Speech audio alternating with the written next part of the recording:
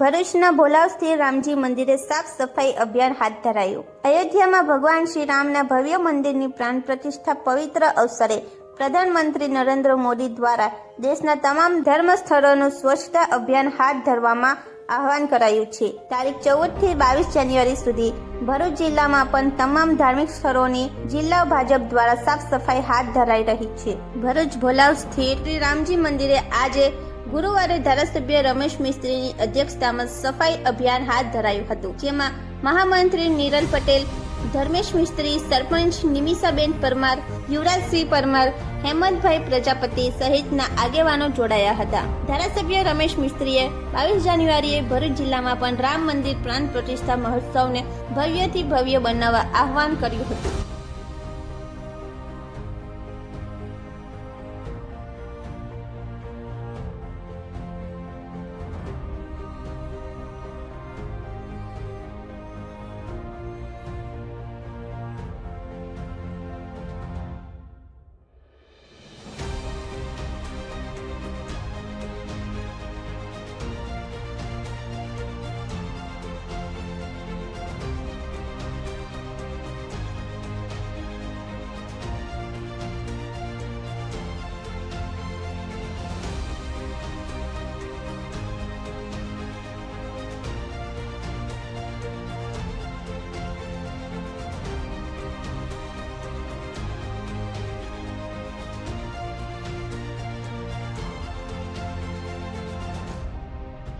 વૈશ્વિક નેતા અને દેશના યશસ્વી પ્રધાનમંત્રી શ્રીમાન નરેન્દ્રભાઈ મોદીના વરદ હસ્તે તારીખ 22 જાન્યુઆરીએ અયોધ્યા ખાતે ભગવાન રામની પ્રતિષ્ઠા થવા જઈ રહી છે।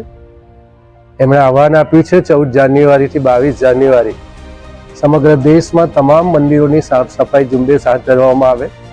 એના ભાગરૂપે આજે ભોલાવ ગામમાં રામજી મંદિરમાં સફાઈનો કાર્યક્રમ કરવામાં આવ્યો છે। આ પહેલાં પણ મોઢેશ્વરી માતાના મંદિરે સફાઈ અભિયાન કરવામાં આવ્યું। જાડેશ્વરમાં પણ સફાઈ અભિયાન જાનકી આશ્રમમાં કરવામાં આવ્યું છે। છેલ્લા 14 જાન્યુઆરીથી વિવિધ વિસ્તારોમાં મંદિરો સફાઈના કાર્યક્રમો ચાલુ જ છે।